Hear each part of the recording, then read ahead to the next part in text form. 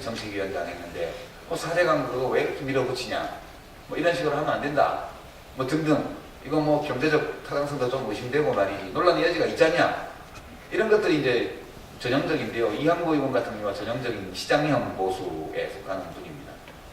그렇게 이해하시면 좋을 것 같고요. 맹자 아리스토텔레스 인용해서 제가 선을 행한다 얘기했을 때 선에 대해서 구체적으로 이야기는 안 했습니다. 어떤 선라고 얘기할 때 사람마다 무엇이 선인가에 대해서는 생각이 다르겠죠. 그렇습니다.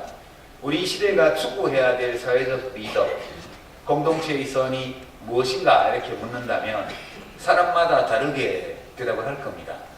그래서 이제 저는 헌법에서 이걸 찾아봤습니다. 우리 헌법은 대한민국이 하나의 국가 공동체로서 실현하기 위해서 최대한 노력해야 될 공동선을 명시해 두고 있는 문헌이고 우리 국민들이 전부 투표장 나가서 표 찍어서 확정했던 문서이기 때문에 이것은 우리가 최대한 존중해야 한다 이렇게 생각합니다. 여기 보면요. 자유, 그 다음에 사회정의, 평등을 포함한 사회정의, 그 다음에 평화, 복지, 생태, 사회적 안전, 인권, 국가안전보장 이렇게 되게 우리 헌법에서 발견할 수 있는 최고의 가치들은 되게 이런 것들입니다. 이 중에서 보수 진영은 이른바 좁은 의미의 복지, 경제성장률로 나타나는 국민소득 지표로 나타나는 좁은 의미의 물질적 복지 그리고 국가안보, 사회적 안전 중에서 치안 이걸 되게 중시하는 게 보수 진영이고요. 진보 진영은 정의, 평등을 포함한 정의, 넓은 의미에서의 복지 그리고 이제 평화 생태 그 다음에 질병, 실업, 재해, 노후의 위험에서 사람들을 보호하는 사회적인 의미에서의 안전, 인권 이런 것들을 대부분 중시하고요. 그 중에서도 저희처럼 좀 자유주의 성향이 강한 진보파들은 자유에 좀 더 그분들 보통 진보 진영보다는 좀 더 개인의 선택, 자유 이런데 좀 더 강한 의미를 부여하고 인권 여기에 대해서는 마찬가지고요. 근데 복지, 정의 이런 쪽에 방점을 찍고 있습니다. 이런 것들이 우리 시대가 추구해야 될 선이다 하는 것은 저는 헌법 속에서 찾을 수 있다 이렇게 생각합니다. 궁금하시면 졸저 포불제 민주주의를 참고해 주시면 됩니다. 그 다음에 시립대 우리 경영학부 학생 질문 이게 이제 굉장히 중대한 쟁점입니다. 그러니까 뭐 진중권 선생이 짜증난다 이게 언제 한 얘기인지는 모르겠는데요. 그분은 정치하는 분이 아니잖아요. 그러니까 이렇게 얘기하는 것을 충분히 저는 이해할 수 있다고 생각합니다. 정치에 대해서는 정치인이 많이 이야기하죠. 그 다음에 지식인들이 또한 굉장히 많이 이야기합니다. 그죠? 언론사에 계신 분들, 학계에 계신 분들, 또 시사평론을 하는 분들, 진중권 선생 같은 천재적인 지식인들, 이런 분들이 정치에 대해서 발언을 많이 하시죠. 여러분들은 정치인이 정치에 대해서 말할 때와 지식인이나 언론인 포함해서 지식인들이 정치에서 말할 때, 정치에 대해서 말할 때 어떤 차이 같은 걸 느끼십니까?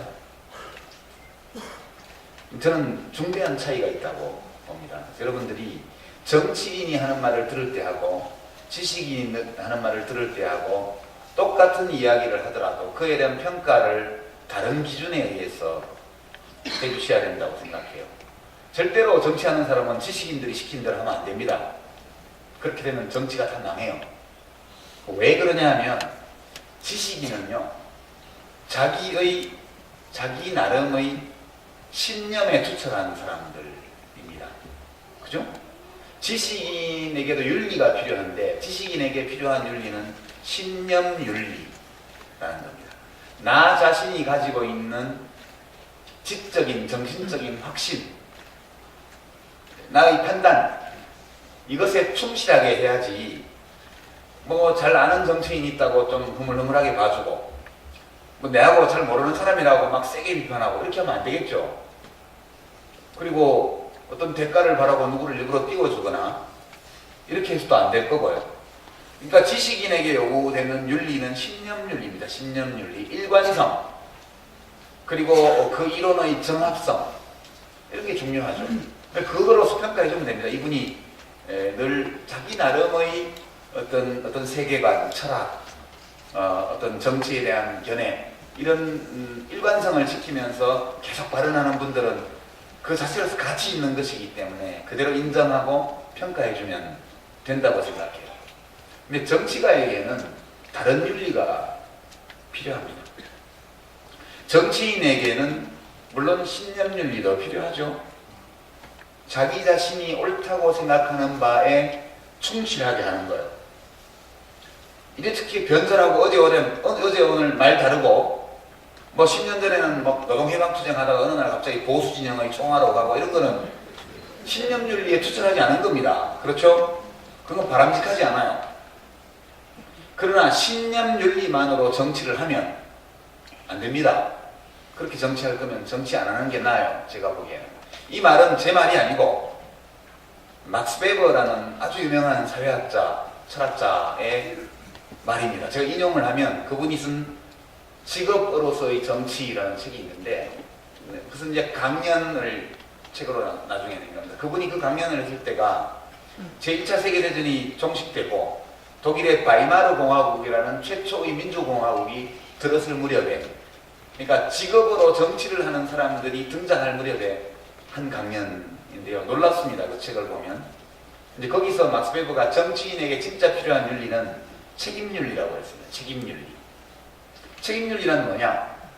다만 나의 신념에 투철한 주장을 하거나 거기에 맞는 행동을 하는 것은 신념윤리이고,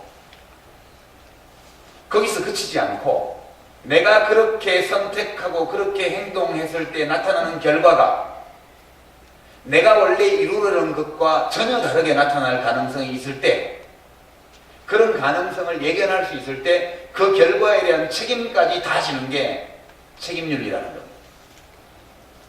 차이를 아시겠어요? 예컨대 지난번 서울시장 선거에서 한나라당 후보가 되는 것은 최악이고 민주당 후보가 되는 것은 차선이고 진보당 후보가 되는 것을 최선이라고 생각하는 어떤 정치인이 있다고 생각해보죠. 신념윤리에 투철하려면 오로지 내가 생각하는 진보정치, 내가 생각하는 서울시정에 대한 비전, 이런 걸 얘기하고 끝까지 뛰어서 최대한 많은 표를 얻으면 되는 겁니다.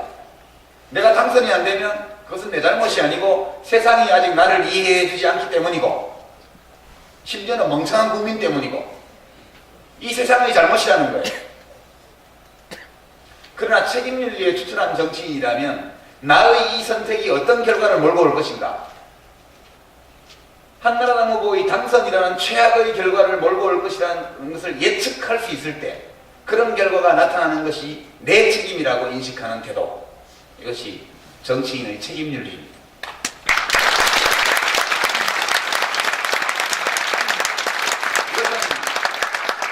비난하기 위해서는 말이 아니에요. 제가 보기에는 당시 노회찬 후보는 자기가 양보를 해도 오세훈 후보가 될 것으로 봤을 거라고 저는 생각해요. 그러면 어차피 결과는 예견된 것이고 오세훈 후보의 당선이 확실히 예견되는 상황이라면 나의 비전과 나의 정책을 알리고 나의 존재를 알리는 것이 합리적인 전략일 수 있죠. 그러나 만약 좀 더 다르게 예견했더라면 저는 노회찬 후보도 사퇴했을 거라고 봅니다. 노회찬 후보 역시도 신념윤리만 가진 정치인이 아니고 상당한 책임윤리를 가진 분으로 저는 이해를 합니다. 심상정 후보님은 그때 제가 언론 예로 들어서 데이터를 보여주면서 그게 제가 4% 지는 통계였는데요.